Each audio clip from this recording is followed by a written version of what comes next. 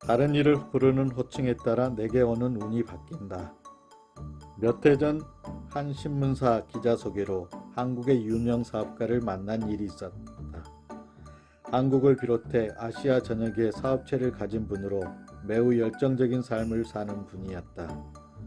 사업체를 정교하고 자신 있게 경영하고 있었다. 국제적인 회사들의 거침없는 공약에도 거뜬하게 버티고 있었다. 그분의 창의적인 아이디어와 자신 가득한 사업 태도에 깊이 감동하는 시간이었다.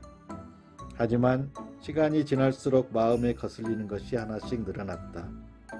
그가 자신의 사업 이야기를 할 때는 언변만큼이나 눈빛이 살아있어서 동석한 모든 이들의 집중을 받았고 일을 흠뻑 즐기는 듯했다.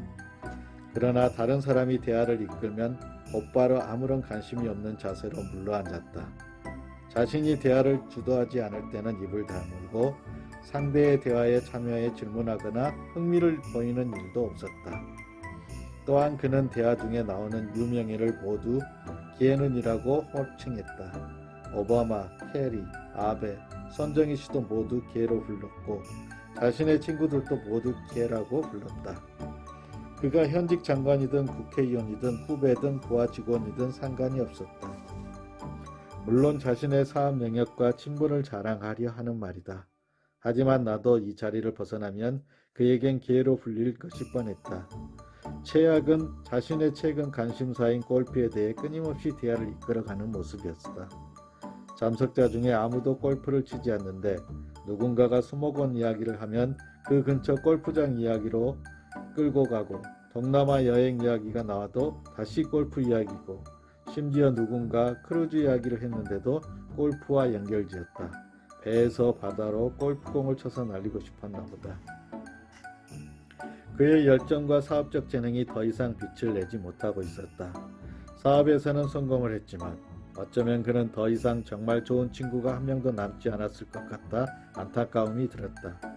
그날 그 자리에 참석한 사람 중에 그에게 받은 명함을 간직한 사람은 아무도 없을 것이다. 자리에 없는 사람을 하대함으로써 자신을 결코 높일 수 없고 다른 사람의 관심사에 관심이 없으면 그의 운은 더 이상 발현될 수 없다.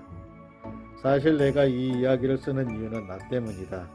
나 역시 최근에 선생 대우를 받고 사업 규모가 커지면서 제법 명성 있는 제자들과의 친분을 자랑하려고 얘는, 걔는, 쟤는, 그 친구는 이라는 용어를 쓰기 시작한 것이다. 사적인 자리에서조차 선생 노릇하던 말이 많아지는 것을 느끼고 정말 화들짝 놀랐다. 그의 모습에서 내 모습을 보고 반성을 하게 됐다. 나는 이런 사소한 것이 사람의 인생과 운과 심지어 경제적 환경까지 모두 바꿔나간다고 믿는다. 꼰대가 되고 꼴통 보수가 되는 것은 한순간이다. 그 순간 인연도 행운도 재산도 모두 사라지기 마련이다. 그러니 이미 성공한 사람은 자신을 되돌아봐야 하고 성공하여 풍요롭고 안정적인 삶을 유지하고 싶은 사람은 절대로 이런 경박함을 배우면 안 된다.